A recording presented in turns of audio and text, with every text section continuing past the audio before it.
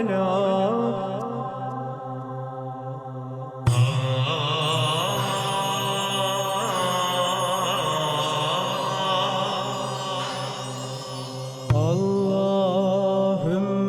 salli ala.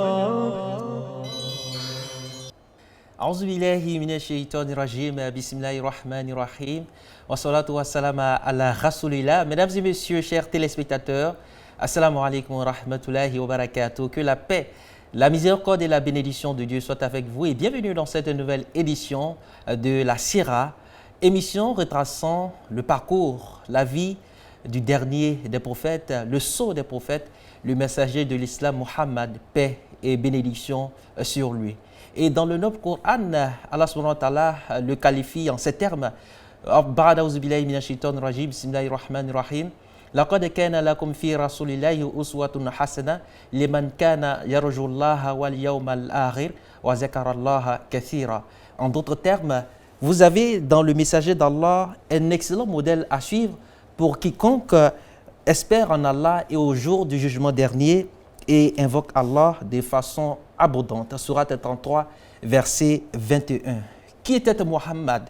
Comment a-t-il vécu? Quels sont les enseignements, les leçons à tirer de sa vie? Voilà l'objectif de cette émission. Et pour en parler, nous recevons Cheikh Ahmed Tidiane Diabaté. Cheikh, salam alaikum. Wa alaikum salam wa rahmatullahi wa barakatuh. Je rappelle que vous êtes imam à la grande mosquée de la commune d'Aboubo, la mosquée Salam. Vous êtes par ailleurs guide spirituel de la communauté tidjanite Ahlul Bayt. Et par ailleurs, l'imam est aussi écrivain. Trois ouvrages à votre actif, notamment l'ablution, l'azan et la prière dans leur dimension spirituelle, la dimension de l'âme en islam et puis la prophétie et la sainteté.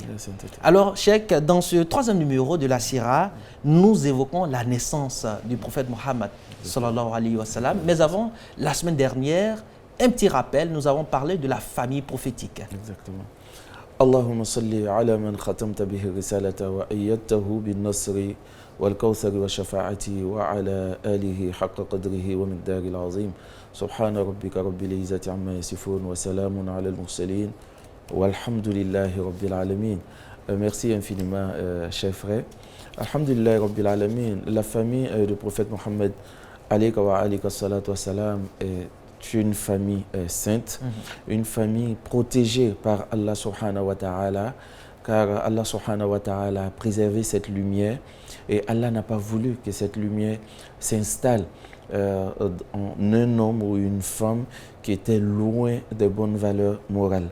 Et c'est pourquoi le prophète lui-même, alayka wa alayka salatu wa salam, nous dit « Nuqiltu min aslabin shirafin wa butunin zirafin » J'ai été transporté, sinon déplacé des hommes pieux, voilà, aux femmes pieuses.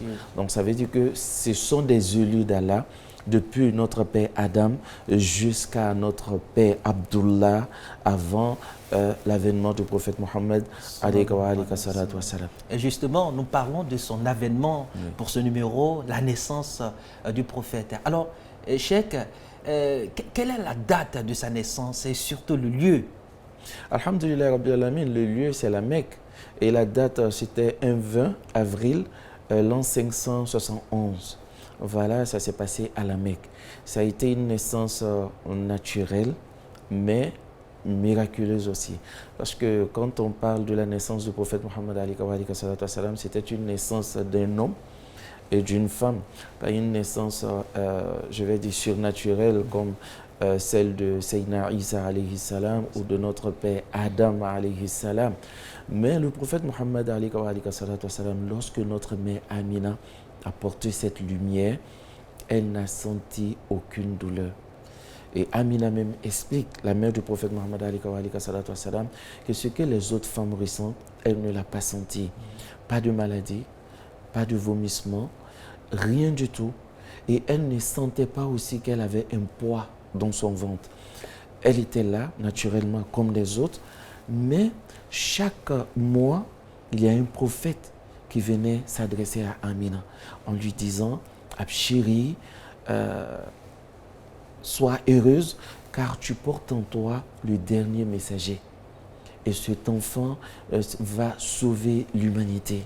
Donc Amina avait ces rêves-là comme des secrets qu'elle gardait parce qu'elle voulait protéger son enfant.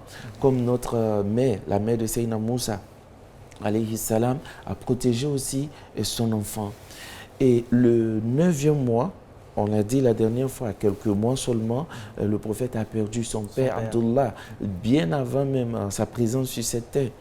Et notre mère Amina, le 9e mois, c'est Shifa qui nous explique, la mère de Abdurrahman Bounaouf, qui a participé aussi à cet événement lorsque la mère du prophète Mohammed donnait de cet enfant.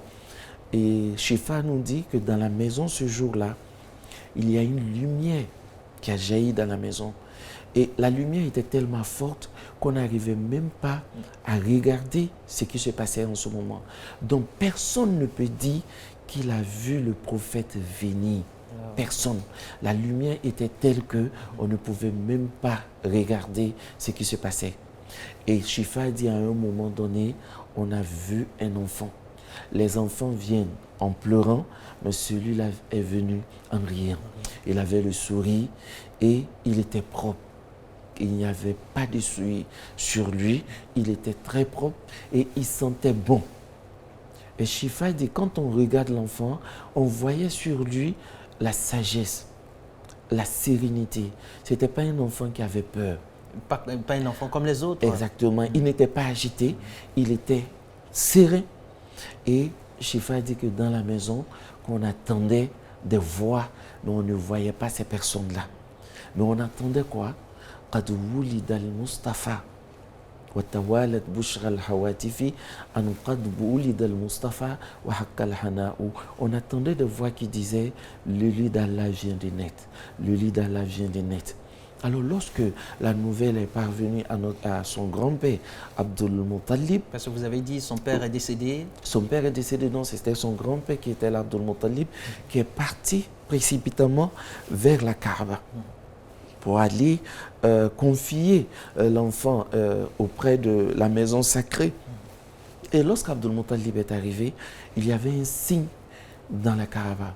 Abdul Muttalib entendait des voix dans la Kaaba qui disaient La ilaha illallah Muhammadun Rasulullah. Et là, à cette époque, nous sommes toujours dans la période avant même l'islam. Avant l'islam. Mm. Et ça, lorsque vous regardez le livre qu'on appelle Al-Anwar al-Muhammadiyya de Yusuf Nabhani, la lumière muhammadienne, vous allez trouver voilà, cette histoire. Et donc, Abdul Muttalib qui entendait le nom Muhammad, la ilaha illallah, Muhammadun Rasulullah. Donc ça a inspiré Abdul Muttalib à donner le nom Muhammad à cet enfant. Et que signifie Muhammad? Muhammad veut dire celui qu'on loue, c'est-à-dire un enfant qui va passer toute sa vie à être félicité dans les actes qu'il pose, dans sa façon d'agir, dans sa façon de faire, dans même sa façon de vivre. On ne va jamais le blâmer en quoi que ce soit parce qu'il sera d'une moralité sans pareil. Et donc, Abdullah ibn Abbas aussi rapporte que ce jour-là, c'était entre 3 heures du matin et 4 heures du matin. Mais la lumière était telle qu'on pouvait rester très loin et voir les constructions des autres villes, tellement il y avait la lumière ce jour-là. Donc, on va dire qu'on se croyait peut-être en plein midi, dans la nuit. Et Shaitan, ce jour-là, s'est mis à hurler. Il a crié de colère. Et lorsque les shayatins, c'est-à-dire ses disciples, se sont retrouvés autour de lui, Shaitan dit « Tous mes efforts seront vains à partir de cet instant. J'ai fait tout pour égarer les fils d'Adam. J'ai fait tout pour qu'ils se retrouvent en enfer avec moi. Mais l'enfant qui vient de naître, alors va effacer les traces sataniques. » Ça veut dire que le shaitan a été très affligé ce jour-là. Et ce jour-là aussi, Allah a fait descendre des anges pour honorer ou pour manifester leur joie de cette nuit. Et il y a aussi des signes qui se sont passés. Parce que les Perses qu'on appelait Al-Faris, ils avaient un feu qu'ils adoraient pendant 1000 ans. Mais ce feu-là ne s'éteignait jamais. C'était un feu, personne n'activait le feu, mais le feu était là. Tout le monde adorait ce feu, je dis bien pendant 1000 ans. Et le jour de la naissance du prophète, là, cette nuit-là, ce feu-là s'est éteint. Et il y avait aussi une famille qu'on appelait Ahlusawa. Ils avaient un fleuve qu'ils adoraient. Mais par an, chaque année, ils donnaient la plus belle fille de la ville à ce fleuve-là comme sacrifice. Et cette nuit est tombée sur la naissance du prophète Mohammed. Et quand ils ont mis la fille dans les pirogues pour la mettre dans l'eau, et l'eau descendait au fur et à mesure. L'eau refusait de prendre la fille. L'eau descendait au fur et à mesure jusqu'à ce que la fille se retrouve sur une place sèche où il n'y a pas d'eau. Et ce jour-là, elle fut sauvée. Elle fut sauvée. Donc c'est pour dire, c'est un signe pour montrer que celui qui vient, vient pour sauver l'humanité. Donc cette date-là ne va pas enregistrer un sacrifice humain. Et ça aussi, ça s'est passé ce jour-là. Il y avait une autre famille qu'on appelait Kisra. Et qu'ils avaient un trône qu'ils adoraient comme fétiche ce jour-là. Et la nuit de la naissance du prophète Mohammed, ce trône-là s'est effondré tout seul. Donc c'était des signes qui ont montré, ce sont des signes qui ont montré qu'une lumière vient d'éclairer le monde et cette lumière-là va rester jusqu'à la fin du temps. En tout cas, beaucoup d'événements qui se sont déroulés, des événements miraculeux, on le dirait ainsi. Et il y a aussi, après la naissance, échec du prophète Mohammed, sallallahu alayhi wa sallam, l'allaitement. Oui. Vous l'avez dit, pendant qu'il était encore dans le sein de sa mère, il perdit son père. Oui. Donc c'est son grand-père, finalement, qui joua donc, le rôle de son père après sa naissance. Et comment s'est déroulée la phase de l'allaitement? Comme on le sait, l'allaitement qui dure 2 ans. Exactement. Et il faut le dire, les Arabes ont avaient pour coutume de donner leur bébé à soit une esclave ou aux femmes qui allaitaient les enfants. Mais ce n'était pas la mère même, souvent qui allaitait son bébé. Et lorsque l'esclave de Abu Lahab, qui était l'oncle du prophète Mohammed, est venu lui dire, elle s'appelait Souaïba, est venu dire à Abu Lahab que ton frère, le fils de ton frère vient de naître. Il était tellement heureux de voir que Amina non seulement a donné d'un enfant, mais un garçon qui sera l'héritier de son frère qui n'est plus. Alors il dit à cette dernière que je viens de t'affranchir parce que tu viens de m'apporter une bonne nouvelle. Et aussi il lui dit, tu vas l'allaiter. Donc ça veut dire que déjà dans la famille même du prophète Mohammed, il y avait une femme pour l'allaiter. Mais des femmes aussi venaient d'ailleurs, de loin, pour venir chercher un enfant à allaiter à la Mecque, dans les différentes villes. C'est une activité commerciale, exactement, une activité professionnelle. Voilà, professionnelle. Donc, un autre mère, Halimatou Saadiya, rapporte que lorsque elles se sont levées, c'est-à-dire de Saad, de les villes, pour venir à la Mecque, il y avait en ce moment la pauvreté extrême. Ça n'allait pas du tout. Donc chacun priait Allah subhanahu wa ta'ala d'avoir un enfant riche pour aller allaiter et pouvoir se nourrir. Et donc quand ils ont quitté la ville de Saad, Halima Saadi a dit que je suis venu avec mon époux, mais notre âne n'arrivait même pas à marcher parce que ça n'allait pas du tout. Et arrivé à la Mecque, quand ils sont venus à voir la famille du prophète Mohammed, ils ont trouvé que l'enfant était un orphelin. Donc là, il n'y avait pas d'espoir. Ali m'a dit que nous sommes partis chercher dans la ville si on va trouver un autre enfant. Et comme on n'a rien eu, à notre retour, j'ai demandé à mon époux de me laisser aller chercher cet enfant qu'on a, je dirais, abandonné. Voilà, quand on est venu, voilà, l'orphelin. On va aller chercher l'orphelin et retourner pour ne pas aller la main vide à notre ville. Et quand ils sont arrivés, le prophète Mohammed, Ali m'a dit, quand elle a pris le prophète Mohammed, la première remarque qu'elle a faite sur le prophète, c'était le sourire de l'enfant. Le prophète a regardé Halima en souriant et elle dit, son sourire m'a apaisé, ça m'a tranquillisé. Et le prophète a accepté les seins de Halima. D'accord. Mais Nous voilà. allons y revenir tout à l'heure. Inch'Allah. En attendant, merci de nous suivre, très chers téléspectateurs. Votre émission La Sira sur la télévision Al Bayan. Vous suivez toujours votre émission La Sira et nous sommes toujours en compagnie de Cheikh Ahmed Tidiane Diabaté, guide spirituel de la communauté Ahlul Bayt, imam de la grande mosquée Salam de la commune d'Abobo. Alors, imam, la naissance du prophète avec l'allaitement, avec cette dame qui reste dans l'histoire, Exactement. Halima, qui a Halima beaucoup Saadiya. apporté au prophète, mais aussi le prophète qui lui a beaucoup apporté, Exactement. malgré, n'est-ce pas, son bas âge. Exactement. Et le prophète Mohammed lorsque Halima lui a donné son sein droit, le prophète a accepté le sein droit, mais le prophète a refusé le sein gauche parce que Halima avait un autre bébé qu'elle allaitait. Donc le prophète, depuis son bas âge, était un homme juste. Il n'a pas voulu prendre les deux seins parce qu'il a laissé l'autre à un autre enfant qu'Halima Saadiya allaitait. Donc Halima était très heureuse d'avoir enfin un enfant, mais un enfant pas comme les autres. Et Halima Saadiya dit, lorsque elle a pris le prophète Mohammed sur l'âne, l'âne est redevenu peut-être, je vais dire, plus efficace qu'avant. Alors, Halima Saadiya dit qu'elle a remarqué quelque chose partout où elle passait avec le prophète Mohammed, elle entendait des voix qui saluaient le prophète Mohammed, qui disaient « Assalamu alayka, ya awwalu, ya akhiru, ya hashiru, ya aqibu ». Elle ne voyait personne, mais elle ne savait pas aussi ces salutations étaient adressées à qui. Voilà. Donc il y a eu des signes qui ont montré à Halima Saadiya que cet enfant était un enfant, mais pas comme les autres. Qu'Allah nous assiste, Inch'Allah. Et aussi, même pendant cette enfance, il y a aussi cette histoire de l'opération chirurgicale du prophète.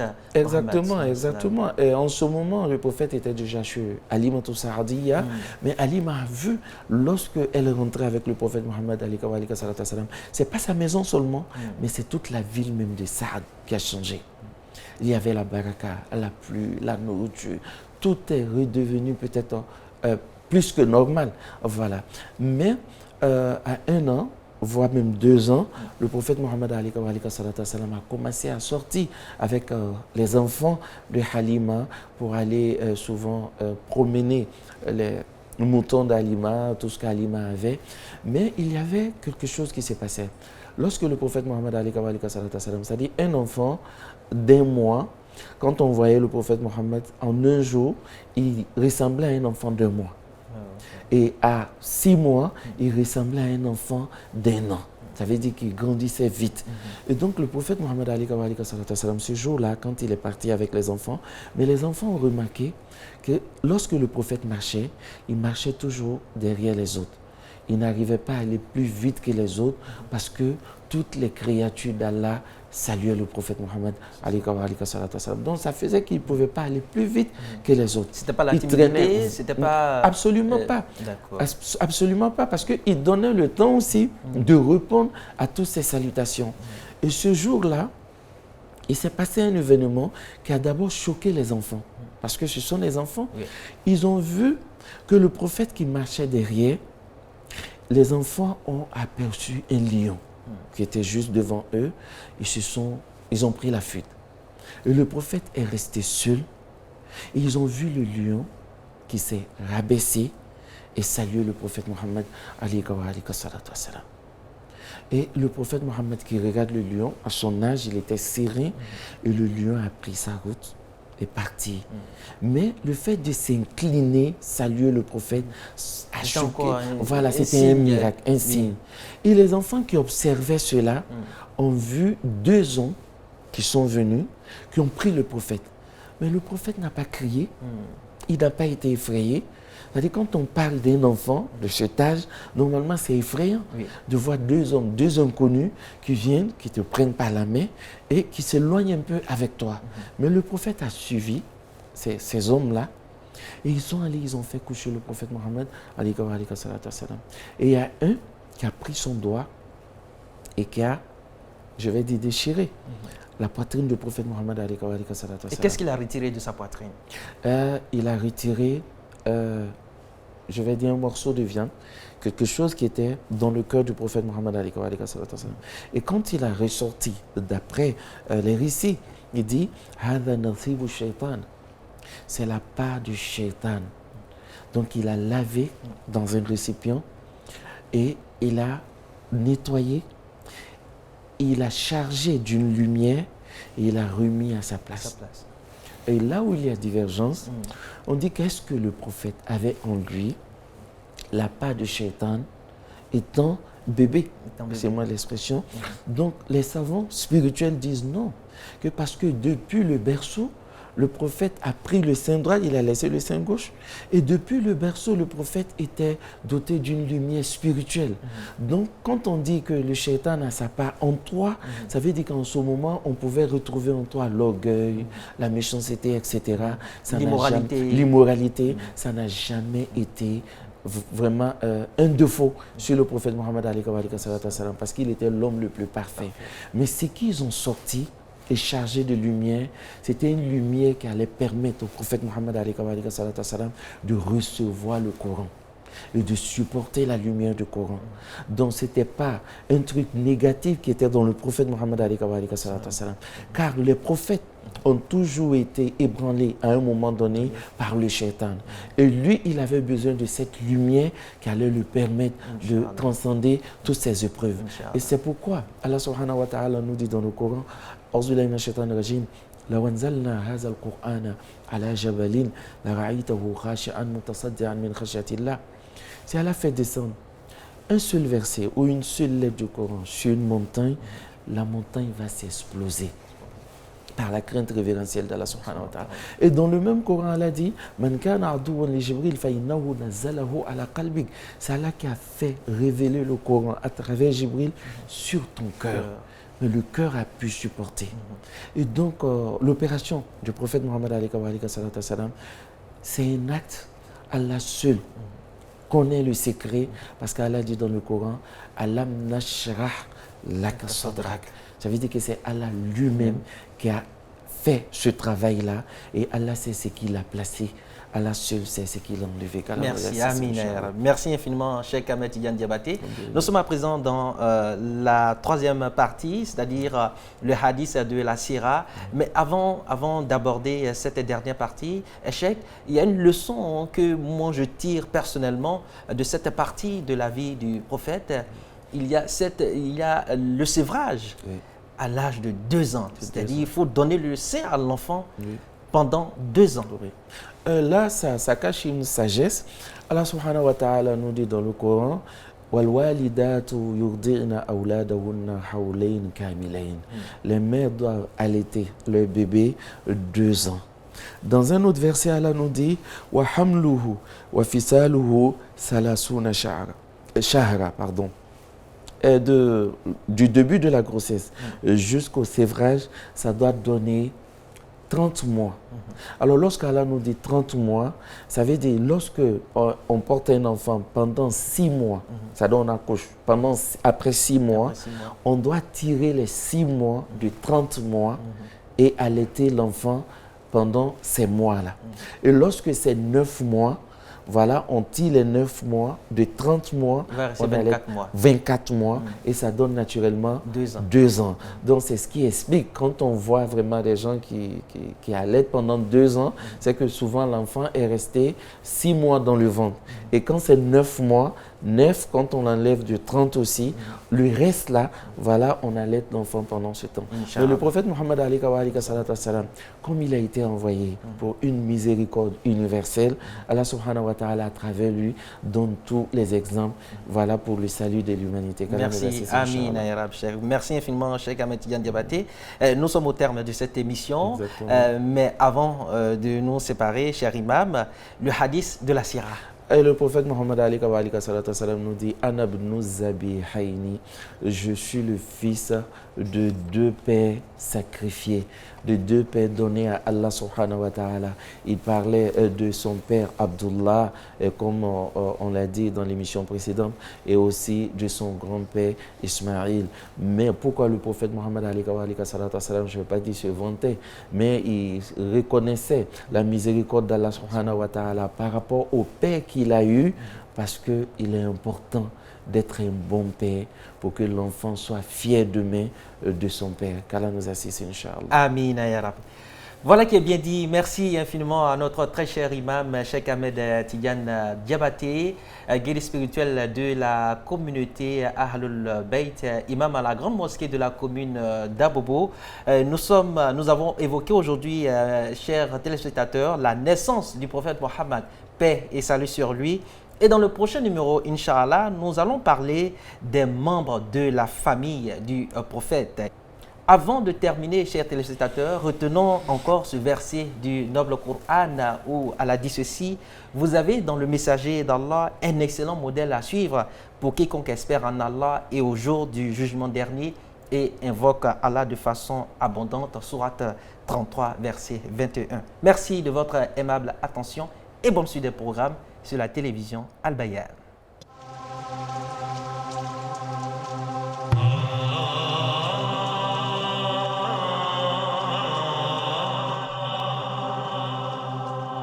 Allahümme salli